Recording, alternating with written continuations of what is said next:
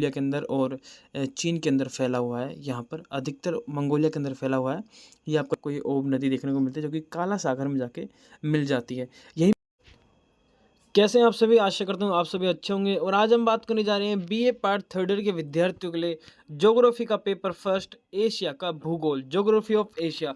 गत 5 वर्षों के आधार पर बनने वाले आपकी आगामी परीक्षा के लिए अति महत्वपूर्ण प्रश्नों को हम देखने वाले हैं, जो कि मोस्ट इंपोर्टेंट क्वेश्चन रहने वाले हैं आपकी आगामी परीक्षा 2025 के लिए। बहुत जल्द आपके एग्जाम आने वाले हैं, आप सभी तैयारी में जुट गए होंगे। तो आज की वीडियो में हम आपके एशिया के भूगोल जो आपका पेपर है ज्योग्राफी ऑफ एशिया, इसका जो मॉडल पेपर है, किस प्रकार से आपके प्रश्न आते हैं, कैसे कैसे प्रश्न आते हैं, जो आपका एशिया के मैप के अंदर फिल करने का ऑप्शन आता है, और आपके ऑब्जेक्ट टाइप क्वेश्चन आते हैं, लघुत्तरात्मक प्रश्न आते हैं, निबंधात्मक प्रश्न आते हैं। तो इन सभी को हम देखने वाले हैं, जो जो आपके मोस्ट बनने वाले हैं आगामी परीक्षा के लिए। तो चलिए शुरू करते हैं बिना किसी देरी के। शुरू करने से पहले अगर आप हमारे चैनल पर नए हैं, सबसे पहले चैनल को सब्सक्राइब करें और वीडियो को लाइक करें। तो देखिए, पेपर देने जाने से पहले आपने कितना पढ़ा कितना नहीं पढ़ा वो तो महत्वपूर्ण रहता ही है। साथ ही में सबसे महत्वपूर्ण बात होती है रणनीति, कि आपको पेपर के बारे में कितनी नॉलेज है, कि पेपर में क्या क्या आएगा, किस प्रकार से आएगा, ये आप सभी को पता होना चाहिए। तो देखिए, पेपर के अंदर आपको सबसे पहले 10 से 12 क्वेश्चन देखने को मिल सकते हैं, ऑब्जेक्ट टाइप क्वेश्चन। अधिकतर यूनिवर्सिटी में ऐसा देखने को मिलता है, अलग अलग यूनिवर्सिटी का अलग अलग पैटर्न होता है, लेकिन जो सभी यूनिवर्सिटी का सेम पैटर्न, ज़्यादातर जो सेम सा होता है, वो कुछ इसी प्रकार का होता है कि आपको पहला प्रश्न या तो ऑब्जेक्ट टाइप क्वेश्चन देखने को मिलते हैं 10 से 12, या फिर एक आपको प्रश्न देखने को मिलता है कि निम्न निम्न को एशिया के मानचित्र पर दर्शाएं। ये पेपर आप जब आप भारत का भूगोल का पेपर है आपका सेकंड पेपर, उसमें भी आपको एक मैप दे दिया जाता है भारत का, और उसके अंदर जो महत्वपूर्ण स्थान होते हैं, चोटियाँ होती हैं, नदियाँ होती हैं, और भी जो भी भौगोलिक दृष्टि से महत्वपूर्ण स्थान होते हैं, उन सभी को भरवाया जाता है। इसी प्रकार से इस पेपर में भी आपको एशिया का मैप दे दिया जाएगा और कुछ महत्वपूर्ण स्थान दे दिए जाएंगे। और ये वह महत्वपूर्ण स्थान है जो कि आपके गत वर्षों में बार बार पूछे जा चुके हैं, और मैं वो स्थान भी लेके आया जो कि आपकी आगामी 2025 के लिए महत्वपूर्ण हो सकते हैं। उन्हें भी हम देखेंगे इसी वीडियो के अंदर। उसके बाद में हम इस वीडियो में देखेंगे आपके लघुत्तरात्मक प्रश्न, जो कि आपके गत वर्षों में बार बार पूछे जा चुके हैं। एक भी प्रश्न मन से बना हुआ नहीं है, सभी प्रश्न आपके राजस्थान, शेखावाटी, ब्रज और मत्स्य यूनिवर्सिटी में बार बार पूछे जा चुके हैं। उन्हीं प्रश्नों को मैं यहाँ पर लेके आया हूँ, जो कि आपकी आगामी परीक्षा के लिए महत्वपूर्ण हो सकते हैं। गत वर्षों की जो भी हमने मॉडल पेपर बनाए थे, उनमें से काफ़ी प्रश्न परीक्षा में आपको सभी को देखने को मिले, और मुझे भी अच्छा लगा कि हाँ, आप सभी पास हो गए और काफ़ी प्रश्न भी आपको देखने को मिले थे। उसके बाद में हम अंत में देखेंगे आपके निबंधात्मक प्रश्न, जो कि सबसे मोस्ट इंपॉर्टेंट रहने वाले हैं इस मॉडल पेपर के अंदर, क्योंकि अधिकतर चांस होते हैं कि आपको इन्हीं में से प्रश्न देखने को मिलते हैं। ऑब्जेक्ट टाइप क्वेश्चन तो हज़ारों बन सकते हैं, उनका चांस बहुत कम होता है, क्योंकि मैं यहाँ पर सिर्फ आपको 10 क्वेश्चन कराता हूँ, तो ज़रूरी नहीं है कि वो सेम देखने को मिले। लेकिन निबंधात्मक प्रश्न और लघुरात्मक प्रश्न, ये वे प्रश्न हैं, ज़्यादातर चांस है कि इन्हीं में से आपको प्रश्न देखने को मिल जाएंगे। निबंधात्मक प्रश्न आपके 6 प्रश्न आपको परीक्षा के अंदर देखने को मिलते हैं, जिनमें से आपको 3 करने होते हैं, अथवा के मिला के 6 बन जाते हैं। यहाँ पर मैं आपके लिए लेके आया हूँ 10 प्रश्न, और 10 के 10 प्रश्न महत्वपूर्ण है, सभी को आपको परीक्षा में जाने से पहले पढ़ के जाना है। तो चलिए शुरू करते हैं बिना किसी देरी के। शुरू करने से पहले जो विद्यार्थी हैं जिन्होंने अब तक चैनल को सब्सक्राइब नहीं किया, तो प्लीज़ चैनल को सब्सक्राइब कर लीजिए। मैं आपको पूरा पेपर यहीं पे सोल्व करवाऊंगा, ठीक है, जहाँ तक मैं जिन चीज़ों को सोल्व करवा सकता हूँ, एक आपके लघुत्तरात्मक प्रश्न और निबंधात्मक प्रश्नों को छोड़कर। तो देखिए, पहला प्रश्न आता है, कैस्पियन सागर से जो देश नहीं जुड़ता है, फिर जिसकी सीमा नहीं बनती है, वो कौन सा है? तो ऑप्शन है आपके पास उज्बेकिस्तान, ईरान, कजाकिस्तान, तुर्कमेनिस्तान। तो देखिए, आपके एशिया के पेपर से पहले मैंने बहुत सारी वीडियो बनाई है, जिनके अंदर मैं आपको एशिया के मैप के अंदर महत्वपूर्ण मरुस्थल, महत्वपूर्ण जल संधियाँ, महत्वपूर्ण देश, महत्वपूर्ण स्थान, महत्वपूर्ण सागर, महत्वपूर्ण महासागर, ये सब मैंने बताए हुए हैं। उन वीडियो का लिंक मैं आपको डिस्क्रिप्शन में दे दूंगा, वहाँ से आप देख सकते हैं, नहीं तो चैनल पर जाकर भी देख सकते हैं। उनमें बहुत सारे ऐसी नॉलेज है, जो कि जब आप पेपर देने जाएंगे तो बहुत सारे ऑब्जेक्ट है क्वेश्चन, या फिर महत्वपूर्ण स्थान भरने का आएगा, तो वो आपको वहाँ पर सेम देखने को मिल सकते हैं। तो वो वीडियो ज़रूर देख के जाइएगा। तो देखिए, इसका आंसर हो जाएगा उज्बेकिस्तान, ठीक है। अब मुझे पता है आपको याद नहीं हो रहा होगा, लेकिन जब मैं अभी आपको थोड़ी देर में ही एशिया के मैप को फिल करना सिखाऊंगा, और साथ ही में जो महत्वपूर्ण स्थान मैंने यहाँ पर बताए हैं वो मैं आपको भरवाऊंगा, तो आपको बहुत कुछ याद हो जाएगा, ठीक है। तो डोंट वरी। एशिया व यूरोप में स्थित, यानी एशिया एवं यूरोप में स्थित है यूक्रेन व ईरान, रूस व रसिया, रूस व तुर्की व बुल्गारिया व जॉर्जिया। तो जब मैं आपको एशिया का मैप पढ़ाऊंगा, तब ये सारी चीज़ें, ये जो प्रश्न है ना, कुछ कुछ प्रश्न आपके, ये प्रश्न मैंने नहीं बनाए, ये प्रश्न आपके गत वर्षों में पूछे जा चुके हैं, ठीक है, इसलिए मैं आप पर लेके आया हूँ, ताकि आपको अंदाज़ा लगे किस प्रकार के प्रश्न परीक्षा में पूछाते हैं। तो इसका उत्तर आपका रूस व तुर्की, इसका राइट आंसर हो जाएगा, ठीक है। ये जो रूस है आपका, वो आधा यूरोप में आता है। वो किस प्रकार से आता है वो मैंने बताया हुआ है, जब मैंने वो वीडियो बनाई थी एशिया के मैप को फिल करने की, वहाँ पर मैंने ये सब चीज़ें आपको समझाई थी। अगर आपने अभी तक नहीं देखी है तो ज़रूर देख लीजिएगा, लिंक मैं डिस्क्रिप्शन में दे दूँगा। डफला फरात का मैदान किस देश में स्थित है, ये मैंने आपको बताया था उसमें, बंगाल, इराक, ईरान या फिर चीन में, ठीक है। तो पूछ रहा है डफला फरात का मैदान कहाँ स्थित है, ये मरुस्थल के नाम से भी जाना जाता है। तो मैंने आपको बताया था ये इराक में स्थित है, थोड़ा सा ध्यान रखिएगा, ये इराक में स्थित है। अगला प्रश्न देखिए, निम्न में से किसे हीरो का द्वीप कहा जाता है, ठीक है। हीरो का द्वीप किसे कहा जाता है, सुमात्रा, ताइवान, श्रीलंका या फिर बोर्निया। तो इसका राइट आंसर है श्रीलंका को कहा जाता है, थोड़ा सा ध्यान रखिएगा। रब अल खली नाम है ये एक, मैंने इसके बारे में बताया था जब मैंने एशिया का मैप बताया था, तो उसके अंदर मैंने आपको सारे जो भी महत्वपूर्ण मरुस्थल है वो सब बताए थे, और ये आपके पूछा जा चुका है गत राजस्थान यूनिवर्सिटी के अंदर। तो ये आपका एक मरुस्थल है, क्या है, एक मरुस्थल है रब अल खाली, ठीक है। मैंने जितने भी आप, अगला प्रश्न देखिए, अगला प्रश्न आता है, कौन सा देश सर्वाधिक कोयले का उत्पादक है, भारत है, जापान है, चीन है या फिर बांग्लादेश है। तो देखिए इसका राइट आंसर है चीन, जो सबसे अधिक कोयले का उत्पादक देश है। एशिया में सबसे बड़ी व लंबी नदी कौन सी है, तो देखिए प्रश्न है आपका, एशिया में सबसे लंबी बड़ी नदी है ब्रह्मपुत्र, गंगा, इरावदी या फिर यांगटिंग सिंकियांग। तो देखिए इसका जो राइट आंसर है वो यही है, यांगटिंग सिंकियांग आपकी एशिया की सबसे लंबी नदी है। ब्रह्मपुत्र आप जानते हैं, गंगा आप जानते हैं, इरावदी म्यांमार में है, गंगा हमारे भारत में बहती है और ब्रह्मपुत्र भी हमारे तिब्बत से निकलती है, ठीक है। थोड़ा सा ये मैं जब नदियों के टॉपिक पढ़ाता हूँ, ज्योग्राफी पढ़ा रहा हूँ मैं इंडिया की, आप हिमालय पर्वतमाला हमारा कंप्लीट हो चुका है। अगर कोई विद्यार्थी हिमालय पर्वतमाला पढ़ना चाहता है, वो भी मैप की सहायता से, थ्योरेटिकल मैं पढ़ाता नहीं हूँ, मैं डायरेक्ट सीधे मैप में पढ़ाता हूँ ताकि विद्यार्थियों को सब कुछ सामने याद हो जाए। अगला देखिए, पाक जल डमरू मध्य, यानी जो पाक जल डमरू जल संधि है किसके मध्य स्थित है, भारत पाकिस्तान, भारत श्रीलंका, चीन व दक्षिणी कोरिया, चीन व जापान। देखिए अधिकतर विद्यार्थी मुझे पता है इसमें कौन सा ऑप्शन करेंगे, तो सबसे पहले मैं ऑप्शन वो कट ही कर देता हूँ, भारत व पाकिस्तान। ये नहीं है इसका आंसर, अब आप बता सकते हैं, तो वो है आपका भारत व श्रीलंका के मध्य है आपकी पाक जल डमरू जल संधि भी जिसे कहते हैं। अगला प्रश्न देखिए, इंडोनेशिया का हृदय प्रदेश किसे कहते हैं, बली को, जावा को व सिलेबस को। अब देखिए अगर आपने ये नहीं पढ़ा है, तब भी अगर जब मैंने एशिया का पढ़ाया था तो वहाँ पर मैंने आपको बताया था इंडोनेशिया के पास क्या है, तो आप अंदाज़ा लगा सकते थे कि वहाँ पर जावा था, तो जावा इसका हृदय क्षेत्र हो जाता है। तो जब आप एशिया का मैप भरते हैं, थोड़ा सा समझते हो उसके अंदर, एक 15-20 मिनट लेके बैठते हैं तो ऑटोमेटिक सब चीज़ याद होने लग जाती हैं। वो मैंने 15-20 मिनट की वीडियो बनाई थी और उसमें बहुत कुछ आपको बताया था, एशिया के महत्वपूर्ण देश, एशिया की महत्वपूर्ण जल संधियाँ, रेगिस्तान है, ठीक है, और नदियाँ हैं, कुछ आपके चोटियाँ हैं, ये सब बताया था, तो वो ज़रूर देख लीजिएगा, लिंक मैं डिस्क्रिप्शन में दे दूँगा। जापान की सबसे महत्वपूर्ण खाद्य फसल है गेहूँ, चावल, सोयाबीन या फिर शैवाल। तो इसका राइट आंसर जो है वो है चावल, जापान की सबसे महत्वपूर्ण खाद्य फसल है, ठीक है। चीन की कृषि का आपका अधिकतर प्रश्न बनता है। अब आगे देखिए, अब आता है हमारा निम्न में से एशिया के मानचित्र पर इनको दर्शाएं। देखिए अब इनको दर्शाने के लिए मैं आपको पर्सनल एक वीडियो अलग से बना दूंगा।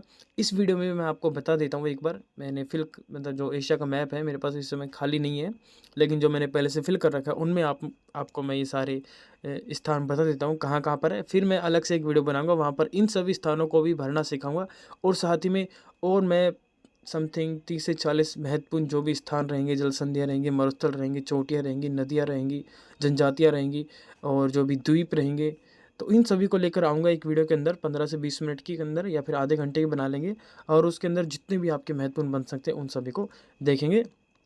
उसका लिंक भी मैं डिस्क्रिप्शन में डाल दूँगा, बहुत जल्द वो वीडियो भी आ जाएगी, ठीक है। कमेंट बॉक्स में कमेंट करते रहिएगा। तो इनका भी मैं आपको बता देता हूँ, एक बार हम जो आपके लघुत्तरात्मक प्रश्न है वो देख लेते हैं, ठीक है। इनमें से अधिकतर जो आपके जो ओब है, इरावदी है, हिंदू कुश है, ब्रह्मपुत्र है, थाईलैंड की खाड़ी है, गोवी का मरुस्थल, ये सब पूछे जा चुके हैं, और मैंने घाट है और कैस्पियन सागर है, ठीक है, मृत सागर, ये सब पूछे जा चुके हैं, ठीक है। इसके अलावा भी बहुत महत्वपूर्ण स्थान है। पहले हम प्रश्न देख लेते हैं जो कि महत्वपूर्ण है आपकी आगामी परीक्षा के लिए, फिर हम इनको जो महत्वपूर्ण स्थान है उन्हें भी देखेंगे। तो देखिए अब आता है आपका, जापान के औद्योगिक प्रदेशों का विस्तृत वर्णन कीजिए। ये आपके प्रश्न बनते हैं आपके लघुत्तरात्मक प्रश्न, ठीक है। दो तरह के प्रश्न आपको देखने को मिलते हैं, लघुत्तरात्मक और निबंधात्मक। तो नेक्स्ट क्वेश्चन देखिए, नेक्स्ट आता है हमारा, एशिया के किन्हीं 4 अंतर्राष्ट्रीय बंदरगाहों का वर्णन कीजिए, ठीक है। ये प्रश्न आपका निबंधात्मक भी बन सकता है, और अगर आप चाहेंगे तो मैं इसको डिटेल से करवा दूंगा अलग से इस प्रश्न को। अच्छा प्रश्न है, काफ़ी बार पूछा जा चुका है इसलिए। अगला है, एशिया के सूती वस्त्र उद्योग पर टिप्पणी लिखिए। ये प्रश्न भी अच्छा है। एशिया में लोहा इस्पात उद्योग का विस्तृत वर्णन कीजिए और एशिया की प्राकृतिक वनस्पतियों का प्रदेशों की व्याख्या कीजिए। आप चाहें तो इसका स्क्रीनशॉट ले सकते हैं, अन्यथा मैं आपको हमारे व्हाट्सअप चैनल का लिंक मैं डिस्क्रिप्शन में दे दूंगा, वहाँ फॉलो कर लीजिएगा। मैं इसकी पीडीएफ आपको वहाँ पर प्रोवाइड करवा दूंगा, ठीक है। अगला प्रश्न आता है, निबंधात्मक प्रश्न जो बन सकते हैं महत्वपूर्ण, ये तो आपको परीक्षा में जाने से पहले अवश्य याद करके जाना है, क्योंकि आपको परीक्षा में जो पास कराते हैं जिनकी संभावनाएं अधिक होती है मिलने की, वो यही होते हैं। क्योंकि आपके ऑब्जेक्टिव क्वेश्चन तो बहुत सारे बन सकते हैं, 1000 क्वेश्चन बन सकते हैं। अब मैं कैसे बता सकता हूँ कि 1000 में से कौन से आते हैं, 1000 2000 कितने बन सकते हैं, ठीक है। लेकिन जो निबंधात्मक प्रश्न होते हैं वो ज़्यादातर फिक्स होते हैं कि भाई कौन सा प्रश्न बार बार पूछ जाएगा। तो गत आपके 5 वर्षों के आधार पर मैंने ये प्रश्न चुने हैं जो कि आपके बार बार पेपरों में पूछे जा चुके हैं और आगामी परीक्षा के लिए महत्वपूर्ण है। तो देखिए, एशिया को भौगोलिक विभागों में विभाजित करना है तथा प्रत्येक का विस्तार से वर्णन कीजिए, या फिर आपको पर्सनल किसी एक भौतिक विभाजन के बारे में वो प्रश्न पूछ लेगा, ठीक है। तो आपको डिटेल से पढ़ के जाना है। ये निबंधात्मक प्रश्न है तो इनके उत्तर भी निबंधात्मक होते हैं, 4 से 5 पन्नों के। वो मैं आपको सॉल्व यहाँ पर नहीं करवा सकता, इसलिए मैं यहाँ पर आपको प्रश्न प्रश्न बता रहा हूँ। जहाँ से भी आप पढ़ते हैं बुक में से, सीरीज में से, वहाँ पर इन सबको मोस्ट लगा लीजिएगा। एशिया को अफवाह क्षेत्र में विभाजित करते हुए इसका संक्षिप्त वर्णन कीजिए। ये प्रश्न भी अच्छा है। अगला प्रश्न देखिए, एशिया महाद्वीप की जनसंख्या के वितरण पर उच्चावच तथा जलवायु के प्रभाव को स्पष्ट पूर्वक बतलाएं। एशिया में चाय के वितरण का विस्तृत वर्णन कीजिए। अच्छा प्रश्न है। मत्स्य में उद्योग के विकास के लिए अनुकूल कारकों का वर्णन कीजिए। ये प्रश्न, एक भी प्रश्न ऐसा नहीं जो मैंने मन से बनाया, ये सभी प्रश्न आपके गत वर्षों में बार बार पूछे जा चुके हैं। एक बार नहीं, कई बार पूछे जा चुके हैं, शेखावाटी यूनिवर्सिटी में, मत्स्य में, राजस्थानी में, ब्रज के अंदर, ठीक है। तो सभी प्रश्न महत्वपूर्ण है और सभी को आपको परीक्षा में जाने से पहले एक बार पढ़ के जाना है। अगर आपने कुछ नहीं पढ़ा है तो मेरे मानने पर ये सारे प्रश्न पढ़ जाना, आप पास हो जाएंगे बिना किसी टेंशन के। एशिया में कोयला तथा ये वह है, ठीक है, तथा या फिर वह कोयला व पेट्रोलियम के निक्षेपण और उत्पादन का वर्णन कीजिए। ये प्रश्न भी अच्छा है, पूछा जा चुका है। जापान का एक प्रश्न आपका 100% पूछा जाएगा। जापान के वस्त्र उद्योग पर संक्षिप्त टिप्पणी लिखिए। अधिकतर चांस मैंने इस प्रश्न के देखे हैं जो कि आपके 2025 में बन सकते हैं। चीन को भौतिक विभागों में विभाजित करते हुए प्रत्येक की मुख्य विशेषताएं बताएं। चीन से एक प्रश्न 100% पूछा जाता ही है, एशिया से भी पूछा जाता है, ठीक है। चीन के कृषि प्रदेशों में व्यक्त कीजिए तथा उनकी प्रमुख वहाँ महत्वपूर्ण है, ठीक है, वेरी मोस्ट इंपॉर्टेंट है। और तुर्की का प्रश्न भी आपको संभावनाएं बनती हैं इस बार कि तुर्की के उच्चावच पर एक टिप्पणी लिखिए। तो ये आपके कंप्लीट हो जाते हैं निबंधात्मक प्रश्न और लघुत्तरात्मक प्रश्न। तो वीडियो अच्छी लगी तो प्लीज़ एक लाइक ज़रूर करें, चैनल को सब्सक्राइब करें। अब हम वो महत्वपूर्ण स्थानों को एक बार देख लेते हैं। मैं आपको फटाफट यहाँ पर बता देता हूँ, फिर एक नेक्स्ट वीडियो लेकर आएंगे जिसके अंदर मैं ये सभी स्थानों को आपको जो खाली मैप रहेगा उसके अंदर भरना सिखाऊंगा कहाँ कहाँ पर, और उसी के साथ में पूरा एशिया के मैप के अंदर जितने महत्वपूर्ण स्थान हो सकते हैं वो सब मैं आपको बता दूंगा, ताकि आप मैप को खाली ना छोड़ कर आएँ। मैप में अच्छे अंक होते हैं, मैप में सिर्फ आपको टिक करना होता है और अंक हमें आसानी से मिल। तो चलिए देखते हैं, एक बार महत्वपूर्ण स्थानों को देख लेते हैं। देखिए, पहला आता है आपका गोभी का मरुस्थल, थाईलैंड की खाड़ी, ब्रह्मपुत्र नदी और हिंदुकुश पर्वत और इरावदी नदी, ओब नदी, ये सभी एक साथ देख लेंगे ताकि बार बार देखने की आवश्यकता ना पड़े, ठीक है। यहाँ पर मैं आपको पहले से फिल है उसके अंदर बता रहा हूँ, इसके ऊपर मैंने वीडियो बनाई हुई है, वीडियो का लिंक मैं डिस्क्रिप्शन में दे रहा हूँ, वहाँ से देख लीजिएगा अगर डिटेल से आप देखना चाहते हैं तो, ठीक है। तो हमारा पहला था गोभी का मरुस्थल। गोभी का मरुस्थल आपको यहाँ देखने को मिलता है, ये मंगोलिया के अंदर और चीन के अंदर फैला हुआ है। यहाँ पर अधिकतर मंगोलिया के अंदर फैला हुआ है, ये आपका चीन क्षेत्र है। तो यहाँ पर है आपका गोभी का मरुस्थल, ठीक है, ध्यान रखिएगा। चिंता मत करिए, मैं इसको डिटेल से अलग एक वीडियो में भरवा दूंगा पूरे जो महत्वपूर्ण स्थान है। उसके बाद में एक थी आपकी ओब नदी। तो देखिए, ये आपकी ओब नदी है, जो आप रसिया में जाएंगे, रूस के अंदर, तो यहाँ आपको ये ओब नदी देखने को मिलती है जो कि काला सागर में जाके मिल जाती है। यहीं पर एक नदी और देखने को मिलती है आपको, नील नदी। इसके ऊपर मैंने वीडियो बनाई हुई है, उसके अंदर मैंने सारी जो भी महत्वपूर्ण बातें हैं सब बताई हुई हैं, तो उसके अंदर आप देख लीजिएगा, ठीक है। महत्वपूर्ण नदियाँ हैं। और बात करते हैं आपकी म्यांमार में बहती है इरावदी नदी, ये है आपकी इरावदी नदी। हिंदू कुश पर्वत आपको यहाँ पर देखने को मिलता है, जस्ट आपको भारत के ऊपर पाकिस्तान के क्षेत्र में, और ये पहले भारत का हिस्सा ही था, ठीक है। तो वहीं पर आपको हिंदू कुश पर्वत देखने को मिलता है। और कौन से महत्वपूर्ण स्थान थे इसके अंदर वो भी देख लेते हैं। चिंता मत कीजिए, इसके ऊपर वीडियो मैं अलग से बना ही दूंगा, फिलहाल तो मैं आपको यहाँ पर बस बता रहा हूँ। और इरावदी नदी हमने देख ली, हिंदुकुश, ब्रह्मपुत्र नदी आप सभी जानते हैं हमारे भारत में बहती है, ओब नदी हमने देख ली, आर्मीनिया की गांठ है, और हिंदुकुश और होन्शु द्वीप और कैस्पियन सागर और मृत सागर, ठीक है। हाँ, ये कुछ देख लेते हैं। देखिए, आर्मीनिया की गांठ आपको यहाँ पर देखने को मिलती है, अब यहाँ पर मैं जूम नहीं कर पाऊंगा, ठीक है। जस्ट यहाँ पर एक सेकेंड, ये देखिए, ये कैस्पियन सागर है, ठीक है। और कैस्पियन सागर के जस्ट यहीं पास में आपको देखने को मिलते हैं आर्मीनिया की घाट है, जिसके उत्तर में आपको देखने को मिलता है जॉर्जिया और अजरबैजान है। दक्षिण में आपको देखने को मिलता है तुर्की और ईरान, ठीक है। इन्हीं के मध्य में जो फैला हुआ है आर्मीनिया की गांठ, ये थोड़ा सा ध्यान रखिएगा। कैस्पियन सागर हमने देख लिया। और कौन सा क्षेत्र था महत्वपूर्ण, देखिए कैस्पियन सागर, होन्शु द्वीप, ये जापान का द्वीप है। मैंने उसके अंदर बताया हुआ है, वीडियो के अंदर देख लीजिएगा। मृत सागर, बावल मंदेव जल संधि, होर्मुज जल संधि, बेरिंग जल संधि, यूराल पर्वत, ठीक है। तो देखिए ये आपका यूराल पर्वत है जो कि यूरोप को और रसिया को अलग करता है। ये भी मैंने आपको वीडियो में बताया हुआ है। यहाँ पर आपको देखने को मिलता है मृत सागर, जस्ट जो आपका लाल सागर है उसके ऊपर आपको स्वेज नहर और मृत सागर देखने को मिलता है। ये आपका भूमध्य सागर बन जाता है, ठीक है। और ये आपका होन्शु द्वीप है, जापान का द्वीप है, ठीक है। ये होन्शु द्वीप हो जाता है। और कौन सी थी आपके यहाँ, बावल मंदेव जल संधि आपको यहाँ पर देखने को मिलती है। लाल सागर और अदन की खाड़ी को जोड़ने का काम करती है आपकी बाब अल मंदेव जल संधि, जो कि अफ्रीका और यमन के बीच में स्थित है। ये सऊदी अरब है आपका। इसके ऊपर डिटेल से वीडियो बनाई हुई है, मैं बार बार बता रहा हूँ ताकि आपको ये पूरा मैप, बहुत सारी बातें इसके अंदर मैंने बताई थी वो सभी याद हो जाए। यूराल पर्वत मैंने आपको बता दिया, बालका झील है, बैकाल झील है, मलक्का जल संधि और अदन की खाड़ी है। अदन की खाड़ी तो जस्ट ये रही, देखिए अदन की खाड़ी, ये अदन की खाड़ी ही है जो बाब अल मंदेव इनको मिलाती है। और आपके मलक्का जल संधि जो आपको देखने को मिलती है यहाँ मलेशिया और सुमात्रा के बीच में, मलक्का जल संधि आपको देखने को मिलती है। ये सुंडा जल संधि है। भारत और पाकिस्तान के, सॉरी श्रीलंका के बगल में आपको देखने मिलता है जल डमरू, ठीक है। वो मैंने आपको बताई दी थी। और थी आपके ये बेरिंग जल संधि हो जाती है, आपको देखने को मिलती है। और आपके सिसुमा जल संधि है, ये पीला सागर हो गया। और तो कौन सी थी महत्वपूर्ण बातें, और था इसमें बैकाल झील और बालका झील, देखिए वो मैंने इसके अंदर शायद बता रखी हैं। ये रही आपकी बैकाल झील जो कि वेरी सबसे गहरी झील है, ये थोड़ी सी आपको ध्यान में रखनी है। और बालकस झील आपको यहाँ पर देखने को मिलती है कजाकिस्तान में, ठीक है। कजाकिस्तान में बालकस झील देखने को मिलती है। बैकाल झील से आपकी लीन नदी निकलती है, ये रूस में आपको देखने को मिलती है, रशिया के अंदर। तो ये कुछ महत्वपूर्ण स्थान थे। बाकी जो भी इसके अंदर मैंने महत्वपूर्ण स्थान दर्शाए हैं सभी मैंने बताए हैं। वीडियो का लिंक मैं बार बार बोल रहा हूँ डिस्क्रिप्शन में दे दूंगा, वहाँ से देख लीजिएगा।